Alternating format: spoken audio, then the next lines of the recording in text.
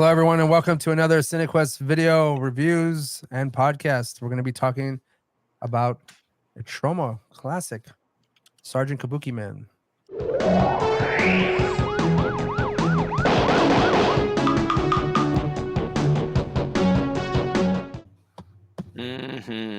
So, Bryce, we're back with another one of your picks, and my pick, your picks, yeah, exactly.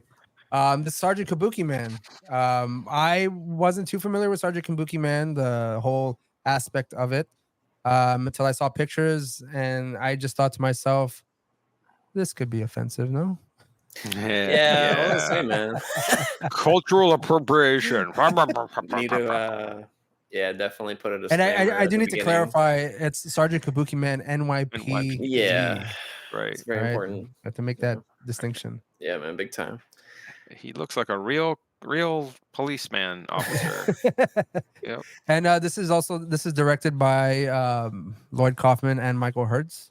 Yeah. And from my understanding, they were prompted by a Japanese, I believe it was director or company, whenever Toxic Avenger had like lots of success in Japan, to make like a Kabuki superhero character. Yeah, they were approached. Wow, I did not know that, man. That's funny. They were approached by fucking Namco, dude. Namco, one of really? the biggest goddamn video game companies. Wow. Yeah, to make this. Tetsuya Fujimura and Masaya. I like how I kind of brushed over the fact it's just a Japanese company. No, this is a big name from Japan. It's a big name of Japan. Yeah, to make a Kabuki themed superhero film. Namco became a producer, so yeah, they gave him a $1.5 million budget to make this. Wow, well, no, they just gave him 1.5 million. They got other backing for that as well to start pre-production. To start the movie, right. yeah. Wow. But there's one thing I found interesting about this movie was that initially Michael Hertz and like Namco wanted a more like friendly type of mainstream movie. Yeah, I don't know how you get this out of this poster in itself, but it was supposed to be PG-13. But Uncle Lloyd, being Uncle Lloyd, had to put in his Troma tropes when it came like hypersexual and all these kinds of just kind of gratuitous. I could see how they were trying to make a PG-13 movie. They did. Yeah. There's two versions. They did, yeah. Oh, really? There are two versions of this film. And PG-13. And I'm telling you right now, we saw the rated R version. Absolutely. That's the only one I've ever seen. I didn't know they had a PG-13 version. Yeah, I didn't either. I was just looking at that like, what? It's very slapsticky, you know? Yeah. Oh yeah. Extremely slapstick comedy. In fact, the main character, the detective, is his last name is Griswold. Yeah, Harry Griswold. Harry Griswold, who witnesses a massacre at a Kabuki performance, and then he kind of, in trying to like help out and whatnot, comes into contact with the main Kabuki character, who passes on the Kabuki powers on to him. Yeah, and then the ridiculousness begins. Yes, with Sergeant Kabuki Man, NYPD. Yeah, it's pretty much like a rated R version of The Mask before The Mask was out. Oh, that's a good good analogy. Jesus Christ, this is some goofy shit. Now, except I see earthworms. So I get I don't know what the hell that was about, but yeah, to get that big ass face, dude. I found it hilarious because I know when I first saw like the images of this movie, when I saw the images of this movie, I was like, this is going to be kind of like, how offensive is Troma going to be on this one, right? You know, but then you realize that they were encouraged, asked, and like participate in this by an actual Japanese company. So it's like, Kaufman is like, all right, let me throw in some sex, some boobs, a lot of boobs, a lot of sex, some crappy fight scenes, and like some shitty slapstick. Here we go. I loved the fucking hairstyle of his when it's first like showing up or whatever. Like it like sort of starts growing out of his hair, and you hear the eagle scream. Fucking, it's like, oh, okay, it's a bird. This fucking movie is so weird. I really enjoyed it, but Bryce, I was kind of curious, like, Kabuki where did you first hear about Sanjo. Sergeant Kabuki Man? Well, like I told you, my dad is like real big into Troma movies, and I think, if I'm not mistaken, the Kabuki Man guy does come out in other Troma movies. Like he's It kind of comes like out as background characters. Yeah. background Yeah. characters. So, Let's see. Well, one thing I wanted to bring up, Bryce, before you continue, is that I was just looking up some more stuff on Sergeant Kabukiman earlier today, and I came across a public service announcement that was, I think, it was directed or written by James Gunn, and oh it's really? basically it's almost like a very wholesome version of Sergeant Kabukiman saying like don't drink and drive and all this kind of shit, like during like Really? Halloween. Yeah. Greetings from the Bel Air Diner and Drive-In. I'm Sergeant Kabukiman, NYPD, and I'm here to make sure you have a most excellent time while also staying safe. Here's a few guidelines to be sure to follow. Tune into FM radio station 107.9 for the movie audio. Whether at a car or table, please stay inside your vehicle or seated as much as you can. If you have to interact with other people or use a restroom, please wear a mask. Restrooms are located inside the diner. Please sanitize your hands before and after using it. To order food or drinks, please use belair.diner.nyc. You'll see an option on the bottom of the screen to order online. Choose pickup and don't forget to put your car information so we can deliver to you while you watch your movie. Not only does the Bel Air Diner have some amazing food, but they also have a bar with some great drink specials. But please note, by ordering alcoholic beverages, you are certifying that you will not be driving home and you are 21 years or older. Safe driving is solely your responsibility. Please have a sober driver and don't drink and drive. Please stay for the whole program, and our staff will guide you out after the show to avoid accidents. And finally, sit back, relax, and enjoy the show. Do you think though that like Namco knew what they were gonna make, or did he just make it and then he was like, oh, here's the finished product? I like, would say they had to have had an known, idea yeah. because like when they were filming Toxic Avenger 2, so the first one had already, yeah, and it was a big and- success, so they knew the kind of movies that Troma was making. And the At thing least. about like this humor was, very adult, but like that I've seen like Japanese humor or like just sort of Japanese movies in general, like they get kind of dark with their slapstick. Yeah.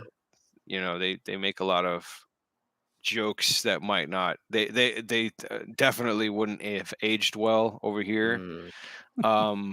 And for the time too, like a rated R movie over here and one over there, especially at that time, would have been very different, I think, from what they would see as acceptable, because they're just I don't know, they're just fucking way more desensitized than we are or something.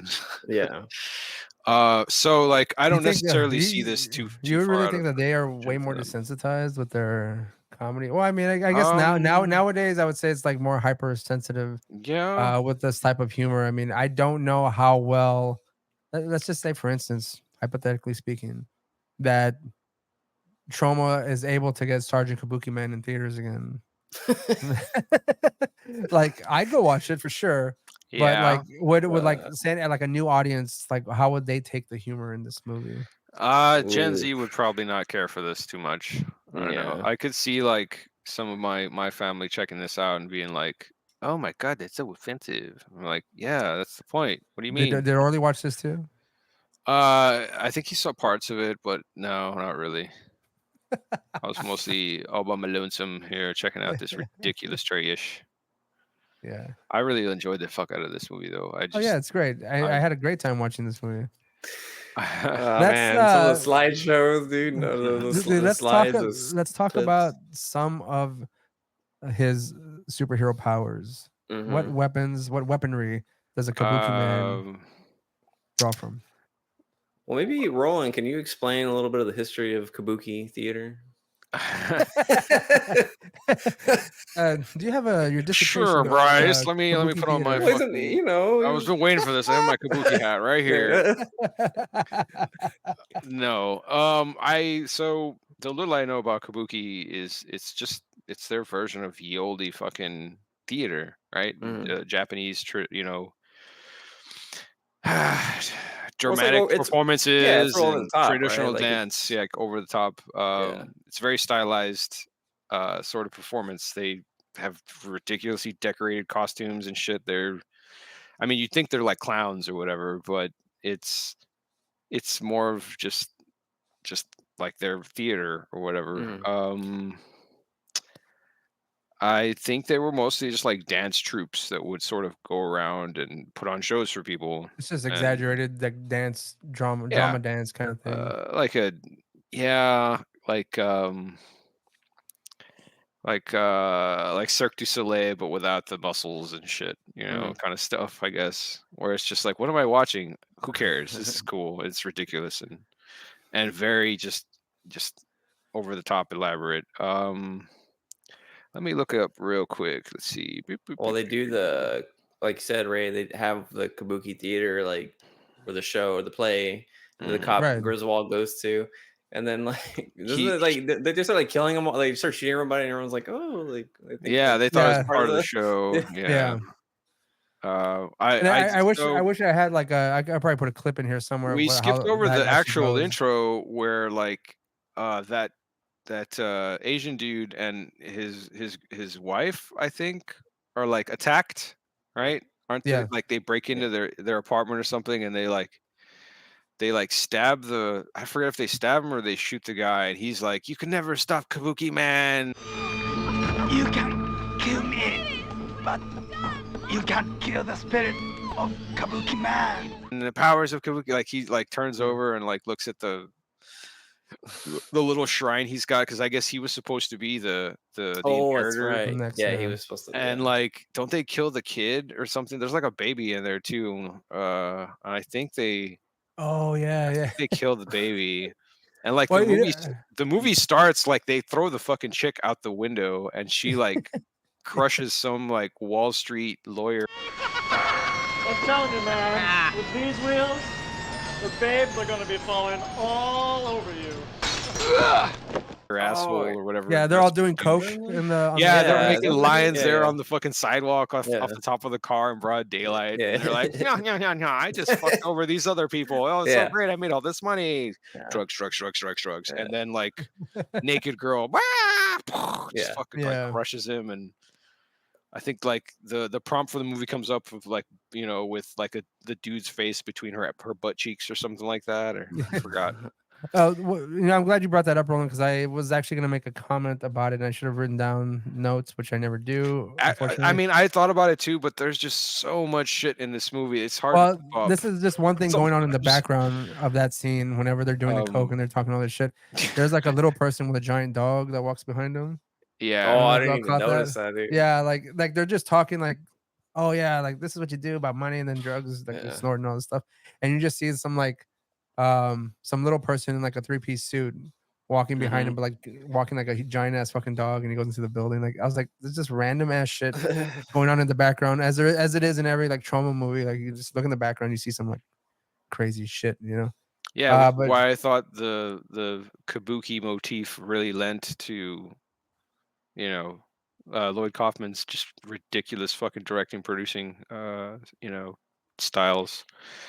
Because you can just really lean into the ridiculous bullshit that they do. Listen, this fucking screenshot here, like this is what, doesn't he use that parasol to like stop bullets or something like that? And then he sets it on fire and he shoots it off. And, speaking of that, the weaponry, like he also has like he's got sushi. A fan. He's got the fan. He's got the chopsticks. The chopsticks. Actually, I have a picture of that. Yeah. We'll talk about that in a second. There it is. Yeah. Like he can throw the chopsticks and like pretty much kills all these people. Turns this guy into Pinhead. We'll get to that in a second. We'll get to that in a second. Jesus Christ. But yeah, what other weapons he's got, but he just pulls. He said like the sushi, like he he could throw sushi. I forgot what they call it, like deadly sushi. That's all they said, or some shit like that. Oh yeah. Well, he rolls somebody up into a roll and then cuts them with the katana. Yeah, katana. Or I don't know if it's a katana. It's like the. Yeah, I guess it's a katana. He does the Michael Myers fucking head stomp to one of the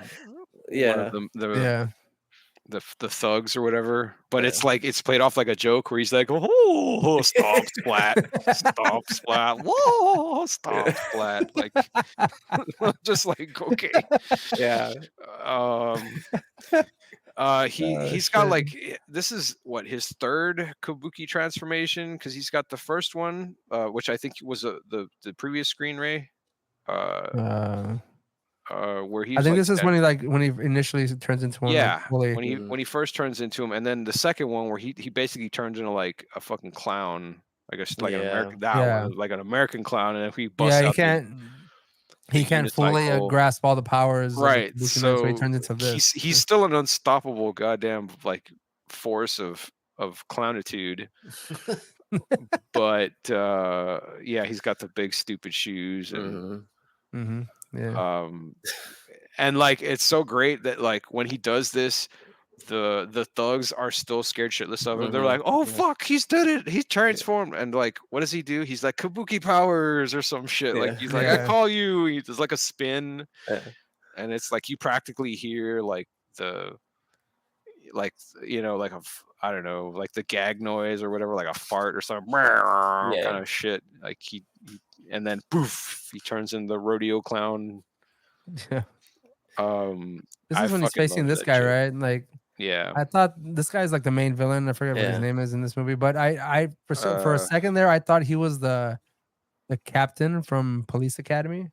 Yeah, he does kind of look like. He kind of looked like that guy.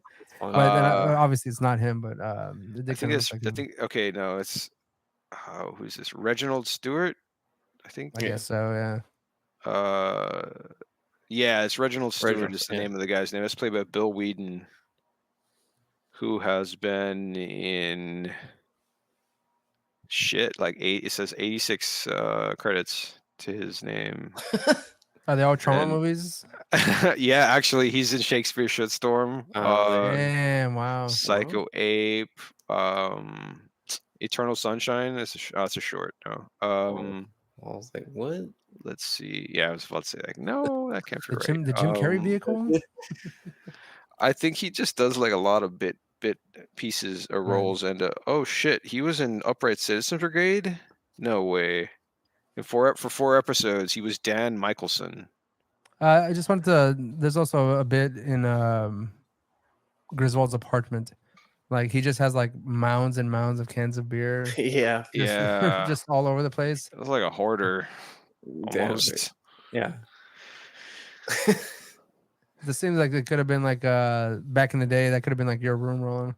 But how dare you? But they would have been like blue cans because it was Bud Light, I would put those cans outside in the backyard at least, because I could crack my window and just toss them out the fucking. Did y'all catch that little thing in this scene here? There's a scene where Sergeant Kabuki Man is grabbing the collar of one of the thugs, and mind you, this movie came out or made in 1990, and just prior to this, Batman 1989 came out.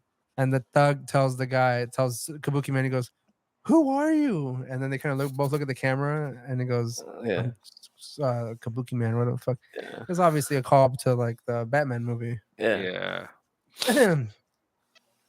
Wow. This was in 1990? 1990, yeah. Mm-hmm. Wow. It has like a very 80s aesthetic. I guess that's barely the turn of the decade, but I don't know. I always thought it was 80s aesthetic, but I mean it's a Troma movie, so it's the low budget. It actually stays the same no matter what decade it is. You guys caught the fucking Captain Bender, right? The fucking police captain. Yeah. His first name was Richard. Oh, so it's like Captain Dick Bender. Nice. And he had the same trope as like every sort of 80s captain. Yeah, cranky as fuck, cranky and like an asshole, giving Griswold all kinds of shit. And to be fair, Griswold is really like fucking up a lot too. He's an idiot. Yeah, that's the other thing. Like. I loved how like after he like Frenches the Kabuki guy to get the Kabuki powers, like he starts like half changing and shit into Kabuki Man. So like when he goes to the precinct and like he sits down in front of the sergeant, like he gets the fucking face paint and like his pants like disappear all of a sudden. He's just there in his underwear and it's like and then it like half turns into he gets like half Kabuki pants and what are those fucking Japanese like sandals Like, oh yeah, the clogs. they focus Yeah. they focus in on those a lot His too. fucking shoes Yeah. melt or whatever, and then into the fucking clogs. Yeah. I don't know why it's so that fucking part of the funny, dude. movie I found probably more hilarious than a majority of it, because I don't know why I was like, why are they focusing so much on his feet? And you just see it like kind of shake and shit. Yeah, And then no, it just I changes to, saw like, that and I knew immediately. Like, oh, they're gonna give him the Yeah. mud clogs. Yes, God damn. I like that effect though. Like his fucking shoes are literally just melting away and shit, and like smoking or whatever. And the captain keeps talking. He's like, wah. Fucking Griswold is like freaking the fuck out. Well, I was gonna ask, what can you tell me actually the motivations of the villain in this movie? They're not really explained. They're alluded to at first, because like the Reginald Stewart guy, he just seems like a crime boss, right? Mm-hmm. But the way the story starts, it's prefaced as that like when the tiger mauls the nubile, Tiger feasts on the nubile. The monkey rides the jaguar. Jaguar and all that. The dragon passes through the hoop of Saturn, and then later on they say some shit about. She says something like, "Oh, and the moon will pass through the eye of the squid," and I was like, "What the fuck?" Yeah, that's that's another thing I forgot to do. I actually wanted to recite that whole bit, because I don't know if you can find it or not, Roland, but that monkey rides the jaguar bit at the end of the movie, whenever the monkey actually gets into a jaguar car, and then she's just like starting it.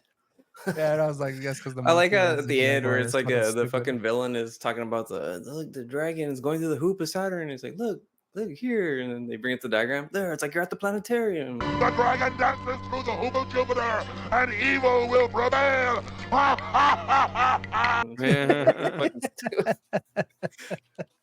Shit's fucking ridiculous. And then they're trying to get the tiger to feast on the main character, but then they bring out the other, like, she's more nubile. Yeah, she's just as nubile. They just get some random like girl that's there with them. Like she's cool. So like anyways, I kind of figured because they mentioned that in the beginning, and I think they mentioned it like maybe one or two more times before the end of the movie, that that Stewart guy was going to end up just like happening to be the fucking like evil villain creature guy, that is supposed to, that Kabuki Man was supposed to stop, and then he has a reverend that helps him, like the reverend. That reverend he's got some really funny lines, dude. When I can't remember them specifically, when the thugs get like arrested and then he like argues for them to be released, he's like, what kind of, what does he say? Like, what kind of world do we live in where like these like oppressed minorities can't go in about like being assholes or something? Like he was just being like an apologist for like shitheads kind of thing, but his lines were so fucking like funny, and like the way they were delivered was like, what? Like, wait. When they're passing the collection plate out and shit, and he's like, putting like the jewelry and stuff on there. Yeah. He even talks about that too. It was so funny. He's like, I don't know where you got these, but thanks, or something. Like, oh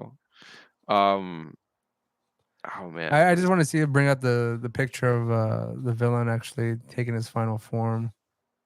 And there it is. And of course he's gonna he's got those Hitler fucking skulls on his hands, and like his French kiss, and his weird like elephant trunk dick.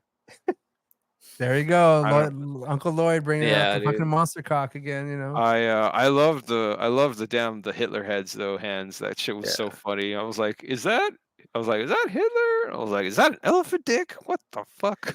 Well, he turns into like a larva at first. He's like, he's in his larval stage. It was such a fucking I'm going to drawn make a coon, out. You assholes! Yeah. Oh man, this movie's fucking ridiculous. Yeah, I funny. It was just great whenever, for some reason or another, like he makes the fucking heads like make out, like he's just like brings them together and just like kissing and shit. I was like, what the fuck, dude? It's so strange. Oh my god. But be it never Troma movie without a fucking like monster penis. So you were right about the Batman reference. They literally quote that here. Who are you? I'm Kabuki Man. And they look at the screen like, 1989. What is it? Dude, I'm trying to look up some of the quotes. The quotes. I was depressed. I was confused, and I was turning Japanese. Here's the one I was looking for from the guy in the beginning of the movie. He's like, "You can kill me, but you can't kill the spirit of Kabuki Man." Yeah. More quotes. Here it is. At the end of Mercury's next journey, the dragon shall dance through the hoop of Jupiter. If at that moment the monkey will ride the jaguar and the tiger will feast on the nubile, the order of the universe will be such that the evil one will reign supreme for eternity. There you go. There's your motive right there. Shit.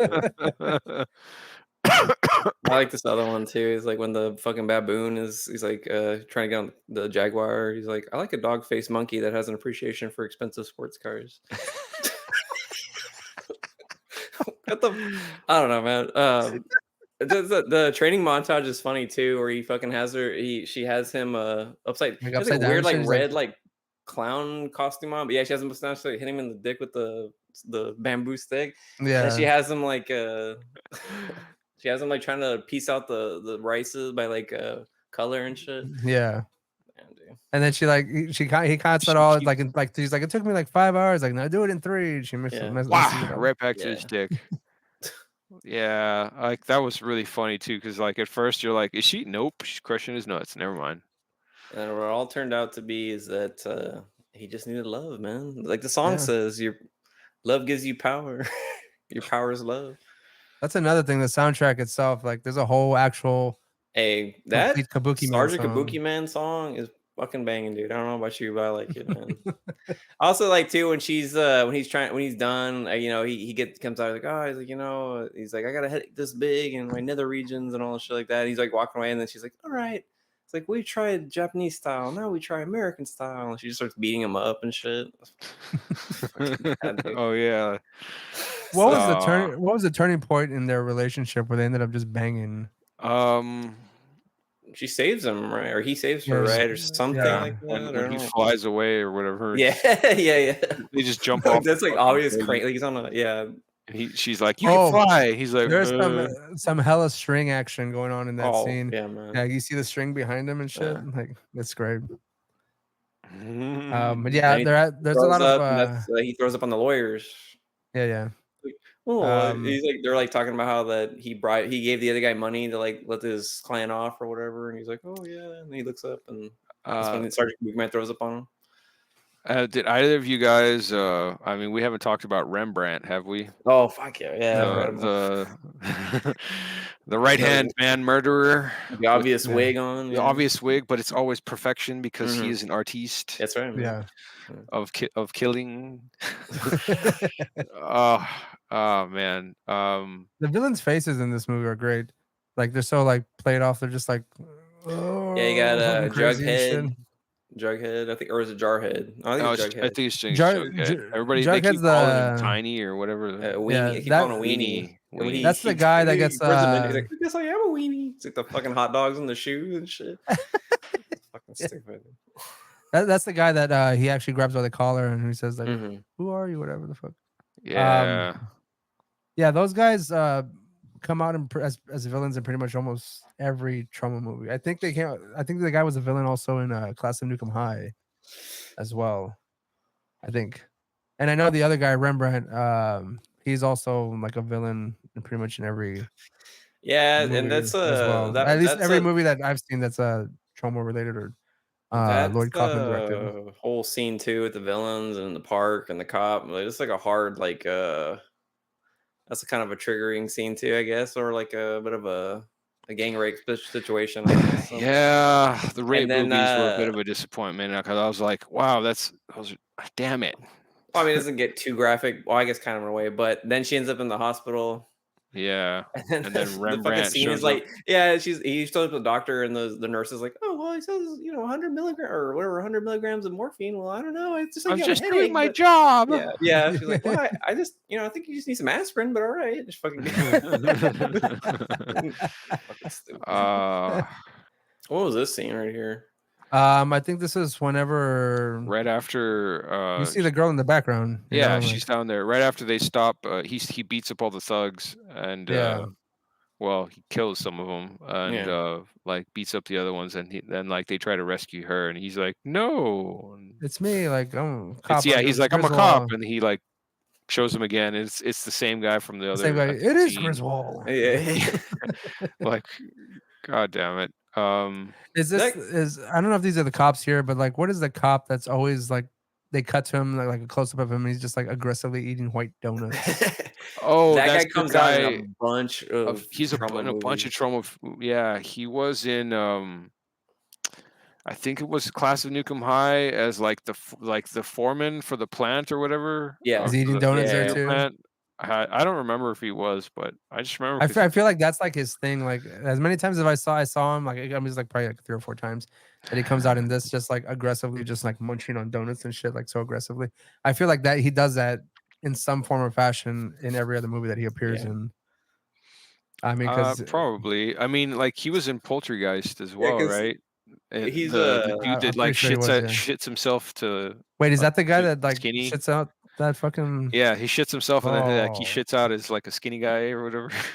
Ray, I'm pretty sure that was him, dude. You're talking about when he's eating the donuts, because there's a scene where he's like, yeah, she's dead because of you, asshole. Yeah. That's so fucking mean and like gross. These movies, as much as like they try to have like a bit of a story, I think the most one that has the Troma movie that kind of focuses on more of the story is obviously Romeo and Juliet. That's more that because James Gunn did that. Well, these movies they do have like a storyline that's kind of entertaining, but like it's just a lot of gags. The fucking car flip scene from Sergeant Kabukiman that was reused in Romeo and Juliet, right? Yeah, oh, really? It looked familiar. Yeah. It looked familiar. Yeah. I saw that and I was like, wait. Is that the one? That's the one with the kids in there, right? Like the parents that are fighting. They're like, yeah, whatever. The car just fucking flips and shit. Yeah. Yeah, that's great, man. I want to watch Romeo and Juliet again. Damn it. Let me see. I will say this though, like as far as like Troma movies are concerned, like I always feel like I enjoy them so much when I'm watching them, and then I don't watch another one for like a long time. Yeah, and I feel like this kind of like gives me like the want and desire to watch more. But I'd rather watch them like in a group or like with I feel like they'd be wasted just watching them alone or like without the intent of like talking about them or something, because I feel like they warrant some kind of discussion because they're just so ridiculous. Yeah, they can't just let that shit pass by. Oh, here we. I was trying to find one of the quotes of the Reverend talking about the punks or whatever, and it's like, yeah, it just says that, like they were describing it or whatever. He gets them off by claiming they're just down on their luck, poor kids being pushed around by the man. That's what I was fucking trying to remember. Because he's the champion of the little guy. You're talking about the pastor? Yeah, the pastor. Yeah. Oh, yeah. I didn't really know what to expect with this movie. It was fucking hilarious. Like, holy shit. Like it was bad. Like, don't get me wrong. Like, oh, this is like so much. There's so much cringe in this, but the thing is, like, it's delicious cringe. I don't fucking like. I don't know. It's as Troma movies really are funny. Just real quick, guys. That car crash scene apparently has been edited into Romeo and Juliet or Troma. Yeah, so it's been edited into Terra Firma. Oh shit. Citizen Toxie. Huh. And Poultrygeist, Night of the Chicken Dead. A clip of a car getting flipped over was recycled in this movie. Apparently, that fucking car flips. You got a lot of usage out of that shit, dude. Hey, that's an expensive thing to do. Yeah. They did a really good job fucking flipping that damn thing. And it's funny that you brought that up about it being reused, because I didn't really think about it too much. When I saw it, I was like, oh, that's a pretty good like flip scene. and I was like, wow, they actually used the budget for that. They got rid of the like car. some of the But then best fucking stock footage. But yeah, but Dang. now you're telling me that it's been reused like a bunch of times. I was like, okay, that Did makes you really way more know, sense. except for the Troma and Juliet? I mean, I'd seen like I've seen it before, and No, see, I didn't but think it much didn't about click in it my for me head. specifically. Like it's from this fucking movie. Like shit. I want to watch It looked Troma like a War, familiar Troma's War crash, but I again. just thought they did it really well, like a Yeah. replicating. But then of course, I mean, what would it be of not just reused footage? And that's very much like a Troma thing to do. Oh, yeah. You know, Right, but you do it one time, you do it once, and you do it well. You can use that to kind of just cover this. you can use it again and again and Use it again again. and again and again. Yeah. Oh, yeah. You don't fuck with perfection. I mean, it's pretty much like memed itself into history. It's because it's just a fucking over the top goddamn scene. Those fucking cars, dude, were like solid fucking steel, and that thing is Yeah. just launched like fucking 30 feet in the air. Like Jesus Christ, I was like, I'm just watching a clip of it again really quick. Like, holy shit, dude! I remember watching this and being like, what the fuck? Like it does like a flip and then almost does like a 180, almost like a half a 180 turn or whatever. Or like just Jesus Christ, it's fucking crazy. And I love that it's a Troma like thing, because again, like for some fucking reason or another, when Lloyd Kaufman gets something right, he just goes fucking crazy with it. Yeah. And That'd be a nice thing to kind of, I would say nice, but an interesting little bit of research to go through and see how many scenes he may or may not have reused other than this car scene. or scenes that have just become iconic and bled into pop culture in some way or another, kind of thing. Well, that, but I mean, I would like to see like if he's gone as far as to reuse other scenes. Oh yeah, in various movies of his, you know, like just like Sure. they like let's just make a stock footage of this and then we just reuse it constantly. Well, Ray, you Other have than this. you have the Make Your Own Damn Movie book. Does he tell you about how to do that scene? Well, no, no. Well, first you get a 1.5 million Yeah. budget, and then you jack that shit up to 4 million. Somehow, because I think this was also his highest budgeted film. Wow. Yeah, I was gonna ask about that. So 1.5 million in 1990. Like, I wonder. I guess it didn't really go that far either back then either. I don't know, man. I mean, it's like, what's? I mean, I would assume that like I mean they gotta like pay themselves and stuff like that, but how much is actually used on the budget or the budget when it comes to like practicals and the actors and everything in the behind the scenes? Because I mean they're reusing a fucking car flipping scene, so they obviously didn't need money for that, other than going back into little archives and finding the tape and be like, oh, let's throw that in there. And just... Yeah. Well, how much was I wonder what the budget for Tromeo and Juliet was. I mean, I don't think it'd be very much either, but it does seem like it's a higher quality film or like shot. But of course, it could just because it's later, like shot later on. Like, well, it could also be because it's James Gunn. Well, I know, but yeah. But I wonder what the budget is for it. So. The hand behind the director's chair and the story can probably make do with what they got, and whenever they're like, I mean, just to give you like an easy enough idea that we were mentioning earlier, 1.5 million in 1990 today is like 3.5 million, so it's a little over double. Yeah. And then so like they had 4 million by the end of that, so it'd probably be close to like 8.5, 9 million nowadays, which is well. Since you're looking up the numbers, Roland, how much did this movie gross? I was trying to find that earlier.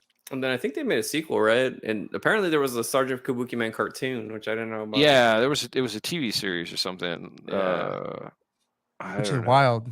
They're making these cartoons out of these. This is the source material right here.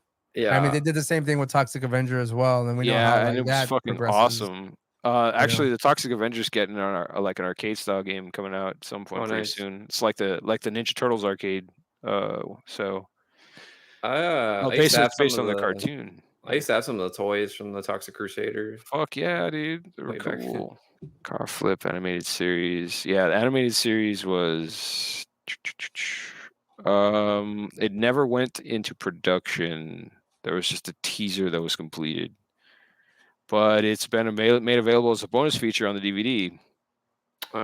So that's kind of cool. I'm trying to find how much it grossed, but Google's being a bitch as usual. Oh, here we go. Wait. There's some like somebody made a fan, like it was a fan made teaser. Kabuki Man Returns 2023 teaser. That's fucking cool. You know, I saw that earlier and I almost thought it was real, but obviously it's not. Actually, I sent Roland a little clip of Sergeant Kabuki Man like on a red carpet, and he has like the Troma sign with him. Oh, and, yeah. I'll put this in post. That was pretty funny. He's trying to get the attention of certain actors. Like you see like Adam Sandler and they all walk by him. Tilda Swinton. Even Dustin Hoffman he's trying to get the attention of Dustin Hoffman. He walks by him. And also apparently slaps the phone out of the hand of a person trying to take a selfie with him. Yeah. But then Tilda Swinton comes up and then she takes a picture with Sergeant Kabuki Man, which is like I saw that like the thumbnail and I was like, that can't be real. I thought that was like Photoshop, but no, she actually gets in there and like takes a selfie with fucking Sergeant Kabuki Man. Interesting. Which was crazy, you know. You would think. I mean, I don't know. Like maybe some of these actors, do they, other than the ones that we know, like James Gunn or Matt Stone and Trey Parker, like people that actually came from these or this institution that is Troma Entertainment, to become well respected in their fields or their particular as a movie director, as writers and creators and all that kind of stuff. Are there other actors and actresses that kind of hold Troma in some kind of like high regard? I don't know. I guess Tilda Swinton does. It would have been hilarious. She's like Kabuki Man. She does the whole thing. Kabuki Man song. God damn. Starts singing the song. Sergeant Kabuki Man, NYPD, it's your destiny. Wow, Tilda Swinton could sing. I do like that song. I don't know why, but it's a catchy song. I don't know. Yeah, I mean, I'm pretty sure there's other like directors who kind of, because I mean, it's like, you know, a do-it-yourself type thing. You know, the tenacity, I guess. I don't, you know, more better word to say of like Lloyd Kaufman just doing what he, you know, whatever he can with what he has, and I think there's probably a lot of like Oliver Stone and Christopher Nolan. Are actually, like, I'm sure, man. Like I'm a huge Troma fans and stuff. Yeah. It's like when I was making Dark Knight Return, I was making the Dark Knight. I was really thinking about Kabuki Man. Like the structural the structure of the narrative in Toxic what was he Avenger. saying about society in this movie, you know? You go, and I was thinking more of a Citizen Toxie, you know, like how that narrative was structured. Yeah. Whenever I was doing Dark Knight Rises. My initial plan for Bane was actually the villain from Citizen Toxie. Like, yeah. I did see here about a sequel spinoff called Sergeant Kabuki Man and the Lesbians of Bone Jack High. Is that real? Ultimately never finished. Oh my god, that's a shame. That's a damn shame. Kabuki Man makes an appearance in Return to the Class of Nukem High. Yeah, I know he in the comes party on, scene. Yeah, and then the same in Romeo and Juliet. He's in there somehow. Somehow. They want to like plan. They plan him in all the Troma movies, like fucking James Gunn plans fucking Lloyd Kaufman in cameos in every fucking Marvel movie. Now we're gonna probably see his ass in fucking DC movies now too. Yeah. Find the Kaufman, right?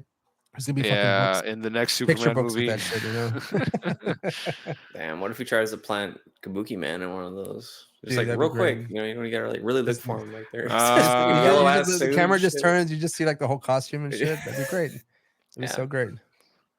But Bryce, as I guess this was kind of like you wanted to like talk about this movie as we did as well, but you kind of like started this thing rolling.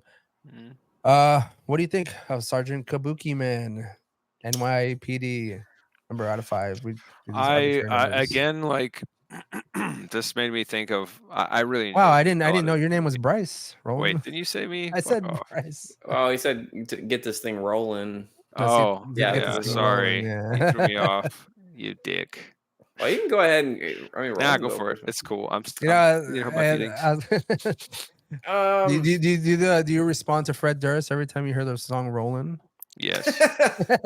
I want my royalties, fucking Keep asshole. rolling, what? Rolling, huh? I saw him. I'm pretty sure I saw him perform that piece of shit when I went to go watch Metallica, and he was there.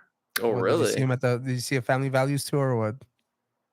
I Well, he don't was remember. touring with Metallica? Yeah, it was around the time they did the Sanitarium cover, Oh. which was really funny because he plays that, and everyone was like, "Oh, I love this, I love this." And then Metallica played Sanitarium. I was like, "You fucking idiot! Why would you do that? Like, they're just gonna blow you out of the goddamn water."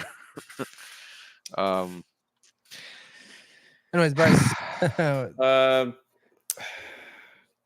It's 5 out of 5 for me, man. That's all there is. 5 out As of far 5, as alright. trauma, remember Trauma rating. Trauma Trauma scale. rating. Trauma Yeah. rating. Yeah. We have a specific trauma rating. There's a big curve. Ooh. It's the fucking. Yeah. That's a good point, though. That's a good point.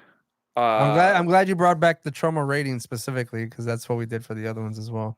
We have to, man. I mean, you can't. Trauma What are you rating. gonna judge it on? I mean, it's got to be, it's got to be some kind of curve scale. I don't know, but I love it. I mean, it's like it's a classic trauma movie, man. So you know what? We should actually It's like. an iconic trauma movie. Holy shit! We should put our heads together and really like come up with a ratings for certain types of movies, like the trash rating, the trauma rating, and then of course the regular standard film rating. Do you want to do like some kind of cross? Like, how does it? So how like, does it okay, scale in with these yeah. specific So types there's of a movies, trash movie. I'm giving it a 4, but on a judging it on like a cinema, it's like a 2, or like how would you know what I mean? Like how do you wanna... that's what I'm saying. Like we'd have to come up with a criteria. We don't do it now, but I think after like sometime in the summer we can like unveil. You're gonna bring out like a dry erase rating, board, and you'll be like, well, you see here on you see like trauma needs to include monster penises. Check. Well, yeah, man. Yeah. It's got everything in it. I mean, a lot of like green sludge. Check. You know. Bad jokes, gratuitous nudity. Gratuitous nudity. Check. Always. You know? Offensive material. So we'll talk about that at some other a couple of peppered in R slurs and F slurs for seasoning. Oh yeah, they were in there. Yeah, well. they did have that in there. Forgot about the typical trauma slang, I guess. Roland, so what is this? How does this movie how is this movie on your scale? On my scale of 1 to 5, in the trauma standard, I guess. Trauma standard, I will give this. I'll give this 4.2. Kabuki Man sandals.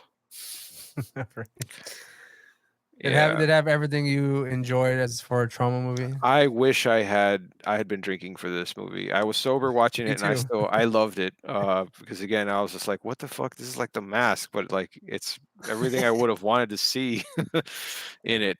Sans the the rape boobs. Oh. But yeah, it's this, and like it's reading about like its budget and how it's much higher than most if not all of the other trauma movies up until this point, and possibly a few after. It shows like they really do a lot of ridiculous practical effects that are pretty funny. At one point, Kabukiman gets run over by like a semi or some shit. Yeah. They pancake his ass, and then he's straight up just like whoop, and then pops in. Yeah. And he's fucking. They have a car chase scene where he's on a fucking unicycle. Like then it turns into a unicycle. Yeah, that he turns into a unicycle after he appropriates it as a cop from a kid. He's like, I need this, give me, with his little badge, and then like he's fucking biking around. All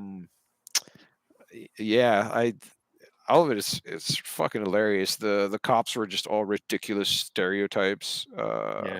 Just real quick, you brought that up, and there was one scene I wanted to mention.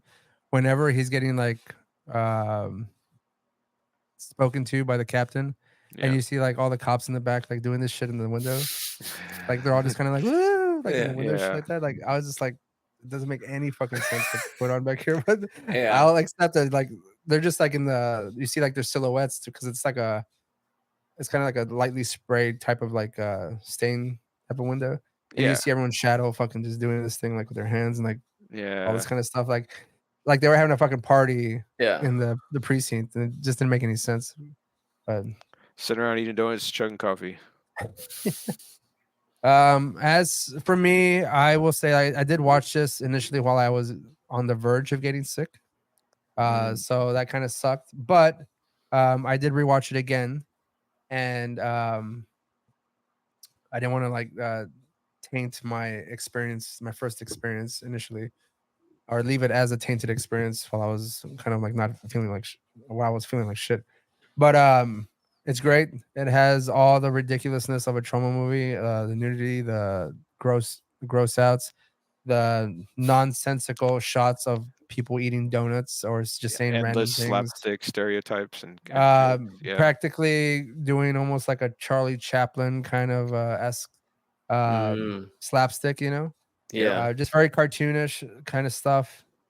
Even like I mean I could say probably just as far as like what are those fucking dudes? The guy with the cigar. He's like, oh fuck! What the hell's that guy's name? They did like Night at Casablanca and shit like that. The Marx Brothers. Sorry. Yeah. Like a lot of those classic type of slapsticky type of comedies and stuff. Like Lloyd Kaufman seems like obviously a fan of those, and he just incorporates that kind of humor into these types of movies, along with boobs and sex and lots of gratuitous language and violence and all that kind of stuff. All in the name of good cinema fun. So I'll give this as far as like a Troma rating, I'll give it a 4.75. It's a high one for me, and it was very enjoyable. And it's something I think anyone who's a fan of trash cinema should watch if they haven't yet. Absolutely. Have a beer. Most definitely. Definitely enjoy yourself while you're watching this movie. Don't take any of this shit seriously. Yeah, if you do, then just don't bother because you're watching the wrong kinds of movies.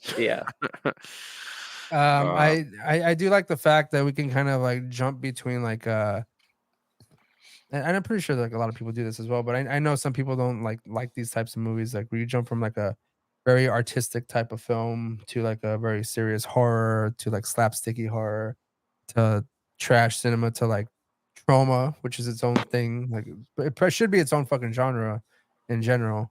But I just that's why I like movies so much, because I just jump from various things, various genres, and just experience it with all the fun, especially when you have a surprise like Sergeant Kabuki Man. But it's very offensive type of character. I honestly was expecting it to turn into a musical at one point. Yeah, for sure. Yeah. Well, I mean, it had that killer soundtrack. Bro. So. I can see that though. I can see that being like the sequel, like a soundtrack, like a musical. A musical. I don't know. Well, they're kind of they're doing that with Joker, maybe. The new Joker movie. So, yeah, that's right, man. I'll watch it. I don't know. We'll see. I'm sure you'll watch it at some point.